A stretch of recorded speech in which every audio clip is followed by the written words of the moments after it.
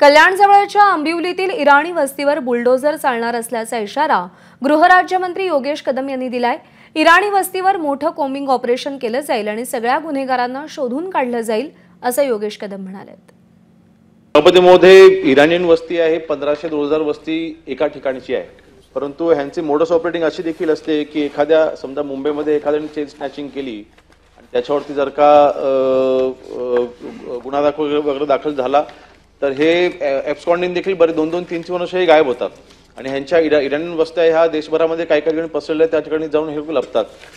मध्यंतरी माननीय मुख्यमंत्री मोदी यांनी देखील घोषणा केली होती की असे काही रिपीट ऑफेन्सेस आहेत किंवा सिरियस ऑफेन्सेस जे आहेत त्यांना डिजिटल ट्रॅकिंग आपण करू, जेणेकरून त्यांच्यावरती आपण त्यांना कर्बिंग करणं हे सोपं जाईल। परंतु पोलिसांचा हलगर्जीपणा आहे असं मी म्हणणार नाही। आपण म्हटलं की महिला पोलीस किंवा महिला तिथे समोर नाही येतात म्हणून आपण तिथे काही कारवाई करू शकत नाही, तर असं नाहीये।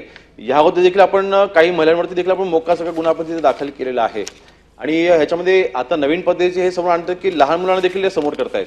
आता नवीन BNSच्या कायद्याप्रमाणे जर का तिथे मायनर जरी तो आरोपी असले तर सुद्धा त्यांना ज्यांनी प्रवृत्त केलेलं आहे त्यांच्यावरती देखील आपण गुन्हे दाखल करू शकतो। तर आपण त्या अनुषंगाने देखील आपण या ठिकाणी आपण कारवाई चालू केलेल्या आहेत आणि मी म्हटल्याप्रमाणे पुन्हा एकदा आपण तिथे कोम्बिंग ऑपरेशन करू, आपण ऑल आउट ऑपरेशन करू आणि महिला जरी तिथे आरोपी असल्या तरी सुद्धा त्यांच्यावरती देखील मोका सारखे आपण तिथे आपण गुन्हे दाखल करू। ABP माझा, उघडा डोळे बघा नीट।